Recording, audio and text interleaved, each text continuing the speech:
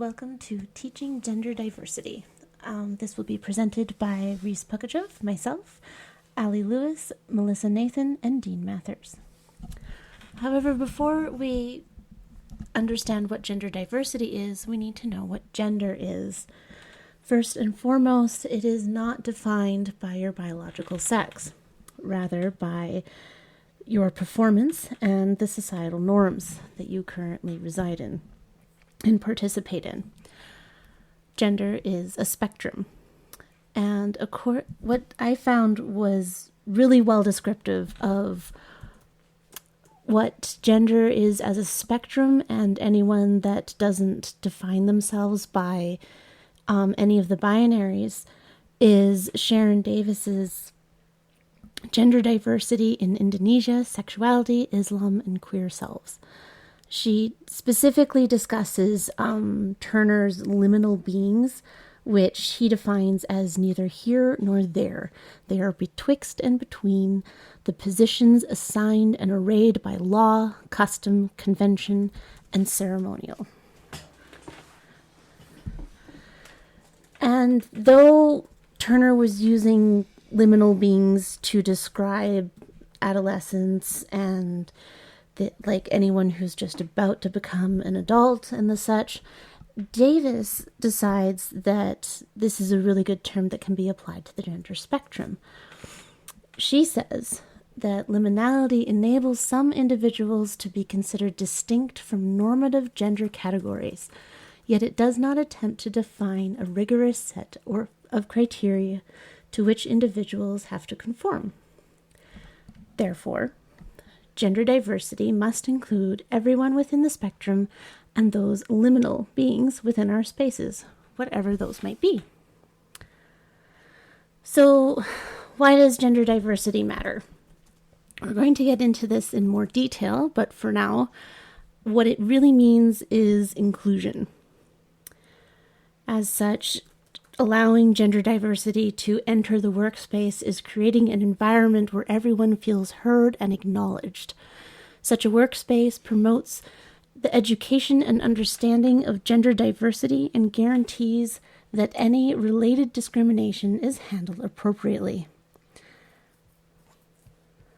So promoting and developing a healthy gender identity in our area of service or the classroom, what does that mean? So it means for teachers, managers, and service workers, not only educating yourselves, but also in the workplace having education available for those who are working with gender diverse populations. Also knowing how to handle gender diversity in your field of expertise, as there are specific issues for each field and you need to become familiar with them, as well as how to respect others' beliefs and minimize our implicit bias in each interaction. So some ways that we can do that include taking courses, using respectful and gender inclusive language, so respecting the pronouns that they might prefer to use for themselves, understand your scope of practice and how gender diversity directly impacts your profession, and ultimately the person that you're caring for. For example, in nursing, a trans man may bind their chest or use a chest binder to compress breast tissue to have a flatter chest. As a nurse, we do not want to ask them to remove this while performing a test unless it is absolutely necessary. The reason why we don't want to ask them to remove this sense of themselves is actually it may re-traumatize that individual, and they may experience gender dysphoria and experience emotional distress during the procedure. So we really just want to respect each person, their values, their beliefs, and really decrease that power differentials that we have while caring with different populations and groups. In one study for the LGBTQ, 9th and 12th grade students were also compared to their cisgender peers, and they were found to have higher rates of suicidal ideation. So that being 30% compared to their cisgender peers of 6%. So that's huge. Also, their self-harming behaviors being at 21% compared to 6%. So again, if you're in the field of psychology or even social work or even teaching, that is something to be aware of for your LGBTQ population. Just knowing what those marginalized individuals are facing and experiencing so that you can best help them with their needs. So, how does my knowledge of gender diversity affect or influence the person I'm caring for in a positive way? And what does it mean to the patient or student or employee? So it means that these individuals will feel respected, acknowledged, and listened to, all of which are paramount to forming a relationship. Earlier, I talked about gender development and age groups and the importance of seeing themselves reflected in the content and the value of belongingness and a sense of community that is so crucial to mental health and overall well being. So, when we improve our knowledge of gender diversity and gender identity, it means better overall care and outcomes for this individual. We cannot expect to use a one size fits all approach to solve issues that disproportionately affect a population. Care must be individualized to each person to ensure that their needs are being met in a timely fashion. Earlier, we had talked about some of the determinants of health that affects gender diversity and gender diverse groups. And so when we take that knowledge and we can apply it, and we can see we bridge some of those health gaps. We make them smaller and decrease them because now we're addressing these known health concerns and health challenges or whatever it may be, emotional distress, depression, suicide, or substance abuse. These are all going to be targeted now because of our knowledge. So that's how you can affect and improve and help care for those who are a gender diverse population. Gender diversity should help teaching grow more inclusive and respectful to better reflect current members of society, not just majority groups.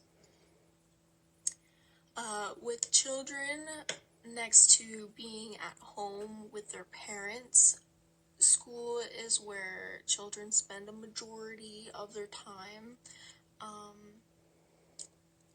So an educator must be trained on how to communicate and interact with children in a compassionate manner. So, for example, if you were an educator and you were teaching middle school and some children were going through some hard times and they're really questioning themselves and finding themselves and they want to be called they them, you as a educator, as a teacher, as a mentor, need to respect these wishes because you are gender. If your school allows gender diversity, then you should respect the wishes of that child. Gender diversity in a classroom or a workplace also allows people from different backgrounds and experiences to really come together to share, to mingle, and learn from one another. This really allows culture and personalities to interact and maybe someone might learn something of another person and they really enjoy it and it. So, and one of the most difficult things to do, but most affirmative ways to show someone that you care for them is to use their pronouns. This really shows that you are respecting who they are as a person. What a gender diverse classroom or workplace would look like is to provide a safe environment for men and women and transgender and non-binary individuals, as well as putting in strong anti-bullying and anti-harassment policies in place. This just allows individuals to be who they want to be without being harassed or judged or discriminated. And it makes people feel more safe and secure to be who they want to be, to truly be who they want to be.